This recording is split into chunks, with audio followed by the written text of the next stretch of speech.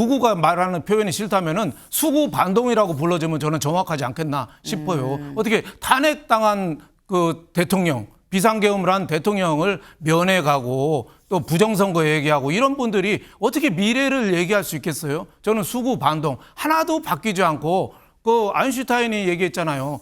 바보는 항상 똑같은 일을 하면서 결과만 다르길 바라는 게 바보다라고 그랬는데 지금 국민의힘이 진짜 나타나야 될 뭐 구세주나 선지자 나타나고 자꾸 이게 좀비들만 나타나요. 이래가지고 국민의힘이 전당대회 한들 무슨 희망이 있겠어요. 저는 국민의 뭐 제가 보기엔 떠나라고 장동혁 의원이 얘기했는데 네. 마음에 안 들면은 보니까 장동혁 의원이 떠나야 되는 거 아닌가. 어디라고 전환기 씨가 지금 당대표 될 사람 면접을 합니까? 그걸 따라가는 사람들, 그게 현재 국힘에 전당대회를 출마하는 사람들이 일부의 행태인 것이고 이게 극우 정당의 모습인 거예요. 전환기 씨가 뭘 면접을 하니 아까 제가 볼 때 고소를 금치 못하겠더라고요. 제가 볼 때. 기사에서는 봤습니다만 딱 묻는 모습 거기에 또 얘기를 하고 야 저런 정당이 과연 있었는가. 따라서 당연히 저는 현재 제가 말씀드린 그런 논거에 의해서 현재 국민의힘의 모습은 극우다. 일부 부정선 논문에 동조한 세력 그렇게 말씀드립니다. 혁신 경쟁 희미해진 국힘전대 후보 간별사 전한길 두고 충돌을 하고 있다. 지금 전한길 씨 국민의힘 내에서 후보 간별사로 통한다라는 거죠. 면접 아닌 면접을 어제 봤습니다. 누굴 면접봤는지 직접 영상으로 확인해 보시죠. 혹시 윤석열 대통령에 대해서 뭐 당 전당대회 기간이든 이후든 간에 면회를 혹시 갈 생각 있으신지? 지금은 저도 갈 수는 없습니다. 왜냐하면 변호사 자격은 가지고 있지만 제가 그 국회의원이라서 변호사로서 등록해서 활동하는 변호사가 아니기 때문에 저도 지금 사실 면회가 막혀 있습니다. 면회가 막혀 있고 저는 당대표가 된다면 당의 대표로서 적절한 시점에 면회 허용된다면 저는 면회를 가겠습니다. 네. 단일 대우를 형성해서 함께 가지 않는 분들에 대해서는 저는 강력한 조치가 필요하다고 생각하고요. 저를 극우라고 말씀하시는 분들은 제가 만약에 당대표가 된다면 당원의 50% 이상이 저를 지지하는 겁니다. 그러면 그분들은 극우 정당에 남지 마시고 당을 떠나시면 됩니다. 네, 바로 장동혁 후보, 장동혁 의원에 대한 이 면접 아닌 면접 자리였었다라는 거죠. 어떤 생각을 갖고 있는지 지금 이 전환기 씨를 비롯한 보수 유튜버들이 쭉 다 같이 한 자리에 모여서 이것저것 지금 물어봤죠. 그런데 이런 얘기를 했습니다. 윤석열 전 대통령 면회 가실 거예요? 라고 물어보니까 지금은 제가 국회의원이라서 갈 수가 없는데 당대표가 되면 가겠습니다. 라고 얘기를 했어요. 근데 이게 이경민 변호사님. 국회의원이 면회가 안 되나요? 당대표는 되는데? 그러니까 이제 뭐 일반인 접견을 가게 되면 네. 이제 접견을 할 수는 있는데 근데 윤 전 대통령 같은 경우에는 지금 이제 접견이 제한된 상태이다 보니까 지금 상태에서는 사실은 뭐 이 변호사가 아니라면 사실 접견이 제한되는 부분이 있거든요. 네. 그래서 지금 단계에서는 뭐 국회의원이든 당대표가 되든 이제 사실 불가능한 상태이고 아마 당대표가 된다는 말은 이제 전당대회까지는 시간이 조금 있다 보니까 네. 그때 이제 이후에 당대표가 된다면 뭐 시간이 좀 지났고 그때 이제 접견 제한이 풀리게 되면 그러면 이제 뭐 그때 가서 이제 접견을 해볼 수 있다 이런 취지의 뭐 말로 좀 읽혀지는 대목인 것 같습니다. 아, 지금 현재 윤석열 전 대통령이 접견 제한이 있어서 가족, 변호인 외에는 어려운데 이 접견 제한이 이제 전당대회 끝나고 좀 시일이 지나면 풀리면 그럼 당대표 됐을 때는 그때는 갈 수 있으면 가겠다라는 취지로 좀 해석을 해야 된다라고 말씀하셨어요. 근데 장동혁 후보가 이런 얘기를 했죠. 난 극우가 아니다. 극우라고 하면 이 정당이 극우라는 건데 저리 싫으면 중이 떠나야지. 그럼 당신이 나가십시오. 라고 지금 얘기를 했습니다. 네. 윤영걸 대표님. 네. 이거 나는 극우가 아니다라고 얘기를 했어요. 장동혁 후보는 극우입니까 아닙니까? 저는 외국에서 말하는 극우하고 우리나라에서 말하는 극우가 좀 다르거든요. 외국에는 뭐 파시즘이나 뭐 네. 전체주의, 인종주의, 배타주의, 자국 중심주의 뭐 이거를 극우라고 하는데 네. 우리나라에서의 극우는 강경 수구 세력, 보수 반동 세력, 수구 반동 세력을 네. 우리는 극우라고 하거든요. 그런 의미에서 조금 다르긴 한데 저는 뭐 장동혁 의원이 저런 얘기 하지만 사실상 우리나라에서 말하는 극우가 말하는 표현이 싫다면은 수구 반동이라고 불러주면 저는 정확하지 않겠나 싶어요. 어떻게 탄핵당한 그 대통령, 비상계엄을 한 대통령을 면회가고 또 또 부정선거 얘기하고 이런 분들이 어떻게 미래를 얘기할 수 있겠어요? 저는 수구 반동 하나도 바뀌지 않고 그 아인슈타인이 얘기했잖아요.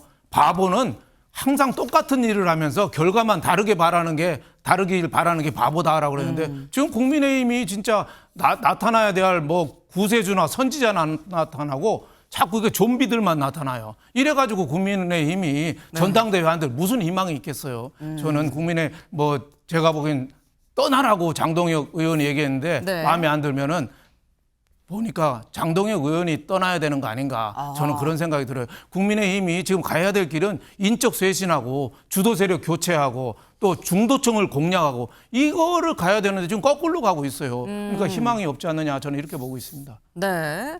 지금 우리나라에서 통용되는 극우란 뜻과 해외에서 통용된 극우의 뜻이 다른데 우리나라에서 통용되는 극우의 뜻이라고 한다면 극우에 속할 수도 있겠다. 다만 극우라는 표현보다는 더 뭐 정확하면 뭐 수구, 이 반동 세력이라고 하는 게 더 낫겠다라는 개인적인 의견도 또 말씀을 주셨어요. 하지만 어쨌거나 지금 이 장동혁 의원이 나가서 전한길 씨와 함께 뭐 이런저런 얘기를 하고 아니면 당을 나가라 이런 얘기를 하는 것 자체는 썩 바람직해 보이지 않는다라는 취지의 지금 말씀을 하셨죠. 근데 아까 좀비라는 말씀도 쓰셨어요. 지금 장동혁 의원 말고 다른 후보들도 좀 그래요라고 지금 말씀을 하셨는데 또 어떤 후보를 말씀하시는 건지 다른 사람 얘기도 살짝 들어보고 올까요?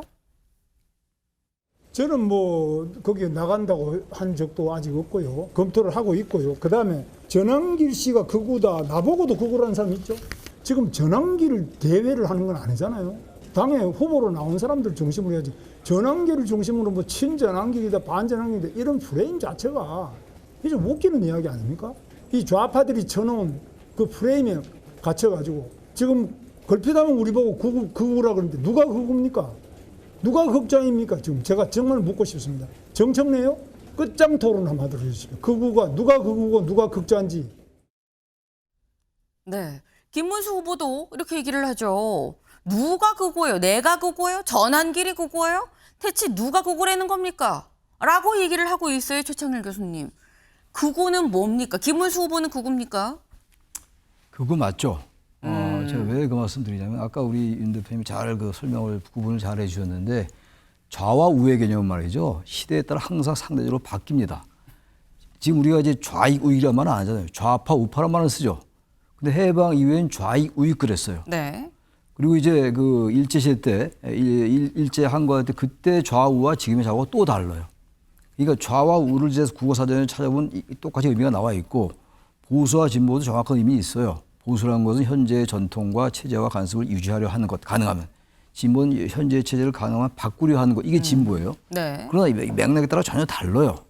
원래 그러니까 이 얘기 길게 하면 한도 없고 그런데 네. 이 극우, 현재의 극우라는 건 말이죠. 하나의 통념상, 우리가 하나의 통념상 이게 받아들일 때는 과도할 정도로 부정선거 음모론을 찬양하는 자들, 부정선거 음모론을 신봉하는 것, 그들과 인연을 끊지 않으려 하는 것, 그 윤석열 전 대통령 부부가 저지른 여러 가지 혐의들, 지금 특검이 진행 중에 있습니다만 네. 그런 부분들에 대해서 심정적으로나 정서적으로 옹호하려 하는 것, 그리고 아무튼 그 윤석열 전 대통령 탄핵에 반대했던 세력들, 이걸 극우라고 지칭하는 거가 됐어요. 그럼 전혀 손색이 없어요. 극우라고 말하는. 물론 그게 불편하다면 극단 세력. 뭐 강경 우파라고 얘기하기도 있고 또 뭐 자유우파라고 이제 윤석열 전 대통령이 많이 했죠. 그들이 말하는 이른바 보수 유튜버들이 말하는 자유우파라고 얘기도 되고 또 아스팔트 우파란 말도 있고 그게 다 같은 의미예요. 극단 세력.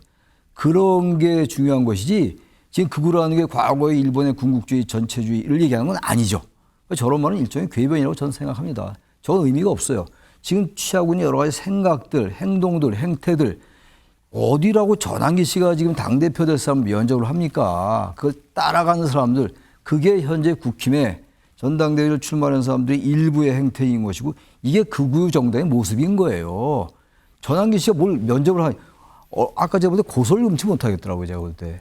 기사에서는 봤습니다만 딱 묻는 모습, 거기 또 얘기를 하고 야 저런 정당이 과연 있었는가. 따라서 당연히 저는 현재 제가 말씀드린 그런 논거에 의해서 현재 국민의힘의 모습은 극우다. 일부 부정선거 음모론에 동조한 세력 그렇게 말씀드립니다. 네. 지금 최창렬 교수님은 이거는 극우라고 봐야 된다. 라고 또 개인 의견도 말씀을 주셨어요. 근데 김문수 후보는 뭐라고 했느냐. 누가 자꾸 나보고 극우래. 정청래 의원? 정청래 의원이 그래요? 그럼 나랑 끝장 토론 합시다. 라고 지금 얘기를 했죠. 근데 이 얘기에 정청래 의원이 SNS에 글을 올렸습니다. 뭐라고 올렸느냐. 김문수, 정청래가 나보고 그거라 하나 끝장 토론하자라고 했는데 나는 일본말을 못한다. 한국말로 한다면 생각해보겠다라고 글을 올렸어요. 그러니까 김문수 후보가 사실 고용노동부 장관 인사청문회 때 한번 식민사관 논란 좀 있었죠. 그때 일제 식민지 시대 때 나라를 뺏겼으니까 선조들 국적도 일본 아니냐 뭐 이런 취지의 얘기를 했다가 굉장히 좀 논란이 됐었었는데 이걸 비꼰 걸로 지금 보입니다. 근데 문제는 더 큰 문제는 사실 윤영걸 대표님. 네. 정청래 의원도 민주당의 지금 이 당대표 후보죠. 김문수 후보도 지금 국민의힘의 당대표 후보예요. 그리고 나름 각자 뭐 이 표를 여론조사를 보면은 뭐 전혀 뭐 당선은 먼 것도 아니고 가능성이 있거든요. 정청래와 김문수가 카운트파트가 될 수가 있을 가능성이 있는데 이 캠이 괜찮나? 라는 생각이 듭니다. 걱정이 굉장히 많이 되는 부분이죠. 네. 정청래 의원도 그렇고 김문수 전 대선 후보도 그렇고 굉장히 양극단에 가 있는 분 아닙니까? 그러니까 그런 분들이 대표라는 거는 어떻게 보면 상대방을 카운터파트로 인정을 하고 협상을 하고 주고받는 게 어떻게 보면 당 대표인데 상대방을 청소하고 없애고 멸종시키고 이런 얘기하는 사람들이 만약에 당 대표가 된다. 저는 뭐 우리 정치에 희망이 없는 거 아닌가 뭐 이런 생각이 들어요. 중도 통합하고 혁신하고 미래를 보고 가야 되는데 네. 저런 얘기하는 거. 저는 정청래 후보가 나는 일본말 못한다. 뭐 한국말로 한번 생각해 보겠다. 김문수 후보가 토론 제안하니까 저런 거는 어떻게 보면 반일 이런 거 프레임을 씌우는 거죠. 근데 뭐 김문수 후보가 뭐 친일 뭐 이런 거는 너무 어거지가 아닌가 싶기도 하고 또 김문수 후보도 저는 혁신하고는 완전히 동떨어졌죠. 그분이 경기도지사를 2번인가 했어요. 하고 2016년에 수도권으로 진출해야 되는데 네. 대구 수성구에 2016년에 출마하면서 김부겸 의원한테 졌거든요. 그때부터 김문수 후보가 뭔가 거꾸로 가기 시작했어요. 그래서 지난 대선 때도 어떻게 보면은 그 단일화 약속 어기고 지금도 부정선거 윤어게인 뭐 이 보수 강경 유튜버들하고 저런 모습을 보이는 게 저게 뭐 바람직한지 저는 2016년인가요? 2020년인가요? 황교안 대표가 광화문에서 강성 유튜버하고 한번 이 출연한 네. 것 때문에 선거에 치명적인 영향을 줬거든요. 근데 김문수 후보가 만약에 강성 유튜버들 보수 반동 유튜버들 나가서 얘기한다. 저는 국민 민심하고는 완전히 동떨어지는. 그러니까 정청래 후보도 민심하고 동떨어지고 김문수 후보도 민심하고 동떨어지고 우리 정치는 완전히 딴 나라 세상으로 갈 가능성이 많다. 저는 이렇게 보고 있습니다.